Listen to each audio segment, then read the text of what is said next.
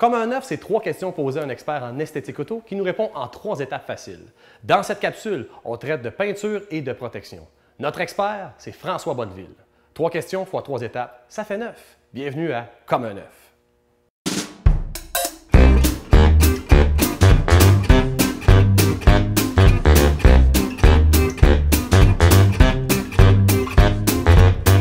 François Bonneville, avec toi, on discute de peinture et de protection. François, quels ont été les changements majeurs au cours du temps au niveau de la peinture? Le plus gros changement majeur qu'on a vu au fil des années, c'est les gouvernements qui forcent les manufactures automobiles, notamment les manufactures de peinture aussi, à utiliser des peintures plus écologiques pour l'environnement. T'es pas sans croire qu'au niveau des peintures, il y a une nouvelle peinture à base d'eau. Mais ça, ce qu'il faut comprendre, c'est que c'est la couleur qui est à base d'eau. C'est pas le vernis qui est par-dessus. OK. Donc, il y a eu un changement majeur là-dessus aussi. L'autre chose, on parle d'épaisseur des peintures. L'épaisseur, étant donné que tout est contrôlé par des robots, contrôlés par des ordinateurs aussi, c'est facile pour un manufacturier de programmer l'ordinateur à dire là, on en met un petit peu moins, puis on en met un peu plus. OK. Et c'est très facile à vérifier avec des appareils aujourd'hui qui mesurent l'épaisseur des peintures. Et dernièrement, ce qui arrive, c'est que ces peintures-là, étant plus écologiques, ils sont plus molles, donc ils s'égratignent plus facilement. Donc, il faut modifier notre façon d'entretenir nos véhicules. Mais la beauté de tout ça, c'est que ça se ramène assez facilement aussi. Plus écologique, mais plus d'entretien aussi. Bien, il faut modifier la façon dont on l'entretient. C'est pas que c'est plus d'entretien, mais il faut changer nos façons de faire. OK, d'accord. Comme dans les brevoirs. Si je comprends bien, François, si on ne modifie pas notre entretien au niveau de la peinture d'un véhicule, ça se peut très bien que le véhicule soit repeinturé. Là, à ce moment-là, comment on fait pour savoir si le véhicule a été repeint? Oui. Bien, c'est relativement facile. OK. La première des choses qu'il faut regarder, c'est le changement de couleur. Souvent, en bon québécois, on dit la peinture, elle ne matche pas. C'est pas rare qu'on voit ça. Ça s'ajuste pas. Là. Mais non, c'est le panneau du capot, la couleur n'est pas pareille comme l'air. Oui, c'est assez clair. Ça, c'est assez évident. Deuxièmement, la texture de la peinture. Quand on parle de texture, je veux dire, il y a des grains, il y a une pleure d'orange qui est un peu trop excessive. Okay. Tu vois que c'est pas fluide, tu vois que c'est pas été fait par un robot, c'est l'être humain qui l'a fait. Il faut le toucher pour savoir un peu. Il faut le voir, ça se voit vraiment à l'œil nu. Ah okay. Oui, c'est vraiment une texture qui est non égale, non uniforme. Okay.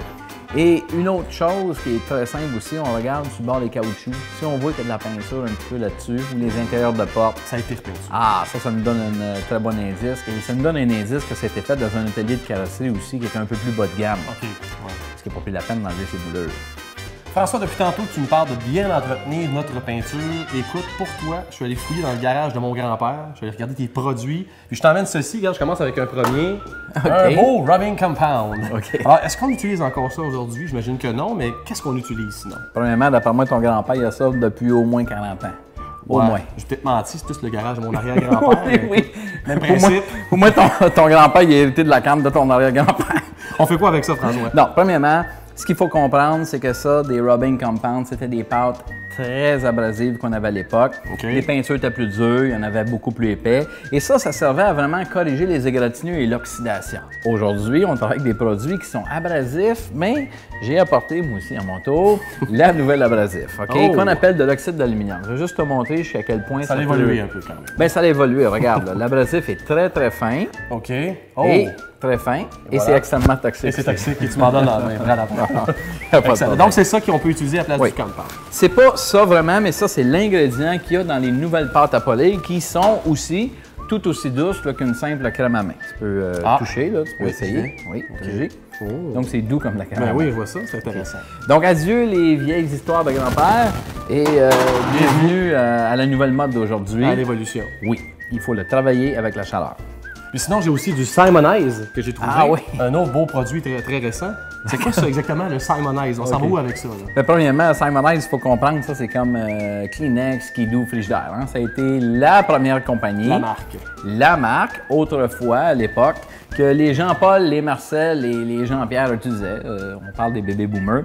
Simonize était une compagnie qui a été la première à inventer un système de cire avec de l'abrasif dedans. Quand ton véhicule venait mat à l'époque, on pouvait passer un bon Simonize là-dessus. C'était de la cire micro-abrasive. Aujourd'hui, on travaille avec des cires qui sont un petit peu plus fines et qui font une plus belle job, comme on dit.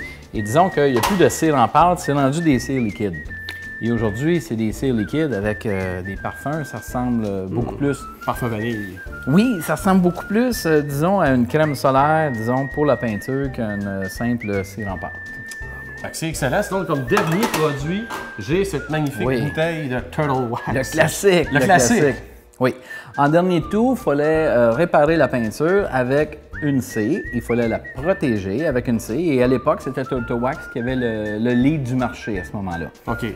Scellant protecteur, aucun abrasif dedans, aucune forme de correction. François, merci beaucoup pour cette belle recette d'entretien de notre peinture. Ça a été de précieux conseils. Merci. Voilà 3 questions posées à un spécialiste formateur en esthétique automobile, répondues en 3 étapes faciles. On se revoit dans une prochaine capsule de Comme un œuf.